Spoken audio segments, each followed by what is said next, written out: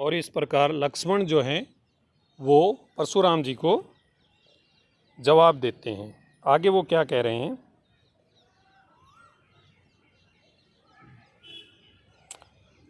तुम तो कालू हाँक जनु लावा, बार बार मोहि लागी बोलावा। वो कहता है मुझे तो ऐसा लग रहा है आप काल को ऐसे जैसे गडरिया अपनी बकरियों को हाँक कर लेकर आता है, उसी प्रकार तुम काल को मेरी तरफ बार बार हाँक कर लेकर आ रहे हो, बुला कर लेकर आ रहे हो।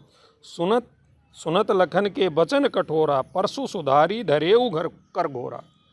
और लक्ष्मण के ये कठोर वचन सुनकर, कड़वे वचन सुनकर, कठोर वचन, वचन कठोरा मतलब कठोर वचन सुनकर, कड़वे वचन सुनकर, बातें सुनकर, परसु सुधारी धरेऊ कर घोरा।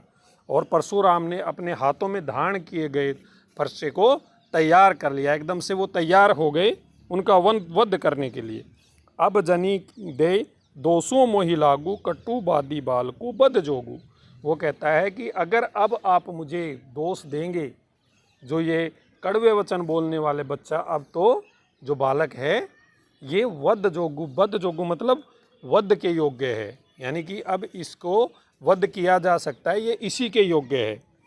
बाल बिलो की बहुत मैं बाँचा, मैंने बार बार ये सोचा, बाँचा मतलब सोचा ये कि भाई ये तो बालक है, इसे छोड़ दिया जाए, लेकिन क्या है अब येहू मर निहार भाषाचा, लेकिन अब ये मरने के योग्य ही है क्योंकि ये कड़वे वचन बोल रहा है।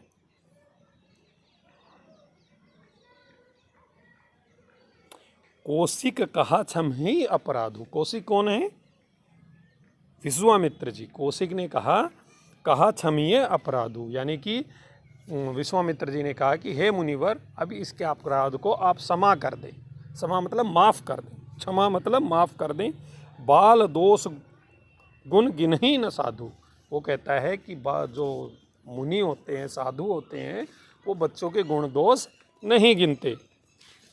खर कुठार में अक्रुन को ही, आगे अपराधी गुरुद्रोही।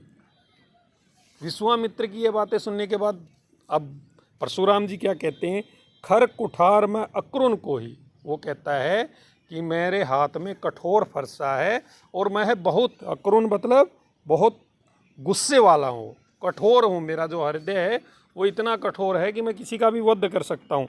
आगे अपराधी गुरुद्रोही। गुरुद्रोही किसके लिए कहा है? लक्ष्मण के लिए। क्यों कहा है?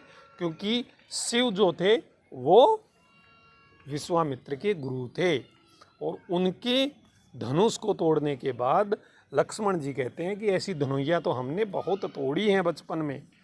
तो परशुराम जी कहते हैं ये तो मेरे गुरु का द्रोही मतलब दुश्मन है। जैसे अगर आप किसी राज्य का वो करते हैं तो राजद्रोही कहलाते हैं, तो उसी तरह ये मेरे गुरु का द्रोही है, दुश्मन है, ठीक है। और वो कहते हैं मैं तो गुस्से वाला भी हूँ, कठोर भी हूँ। आगे कहते हैं, क्या कहते हैं, उत्तर दे तो छोड़ूं बिने मारे। और मुझे बार बार उत्तर भी दे रहा है मेरी बातों का, मैं जो तर्क वितर्क भी कर रहा है मेरे साथ, अगर मैं अब इसे बगैर मारे छोड़ रहा हूँ, उत्तर दे तो छोड़ूं बिन मारे। तो कहता है कि ये मुझे बार बार उत्तर भी दे रहा है, अगर अब मैं इसे बिन मारे छोड़ रहा हूँ तो क्यों? केवल कौशिक शील तुम्हारे। सिर्फ विश्वामित्र जी आपका जो शील स्वभाव है, शांत स्वभाव है, उसके कारण इसे बगैर मारे छोड़ रहा हूँ। नहीं तो यही काटी कुठार कठोरे, नहीं तो मेरा जो कठोर निर्दयी जो फरसा है अभी इसको काट देगा और मैं क्या हो जाऊंगा? गुरही मतलब गुरु, उरीन, गुरु का जो ऋण होता है, गुरु दक्षिणा देते हैं, होते हूँ श्रम थोड़े, मतलब श्रम मतलब थोड़ी सी मेहनत में ही मैं अपने गुरु को गुरु दक्षिणा में दे दूंगा इसका सर, इसके काटने के बाद कि आपका धनुष जिसने तोड़ा मैंने उसको मृत्यु के हवाले कर दिया। ये बात सुनने के बाद क्या होता है? गाधी सुनो, गाधीसु किसके लिए इस्तेमाल किया है? विश्वामित्र के लिए। इस शब्द को ध्यान रखें। गाधीसुनु का मतलब है कि विश्वामित्र जी ने अब उनकी ये बातें सुनो मतलब सुनी। गाधी मतलब विश्वामित्र जी ने जब उनकी ये बातें सुनी, कहे हृदय हंसी, वो अपने मन में हंसते हुए मुनि ही हरिहरे सूझ, यानी कि मुनि को तो हर जगह हरा ही हरा दिखाई दे रहा है। यहाँ पे मुहावरा इस्तेमाल किया गया है, सावन के अंधे को हर तरफ हरा ही हरा दिखाई देता है। अब आप देखिए कि सावन में चारों तरफ हरियाली होती है, अगर ऐसे समय में कोई अंधा हो जाता है तो उसको सारी चीज़ें हरी लगेंगी कि भाई मेरे आगे तो चारों तरफ हरियाली ही होगी। क्यों ये मुहावरा इस्तेमाल किया गया है?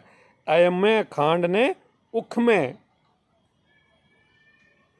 अयमे का मतलब होता है लोहे की खांड। जो मान लीजिए जो खांड आपने चीनी खाई होगी वो किससे बनती है? उख में। उख में मतलब गन्ने से, गन्ने से बनी हुई जो खांड क्या होती है, चीनी क्या होती है, हमारे मुंह में गई और वो पिघल जाती है।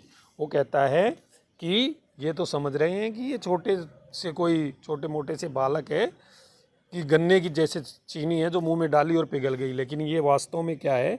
अयम है। अयम है मतलब लोहे की खांड उसकी चीनी है।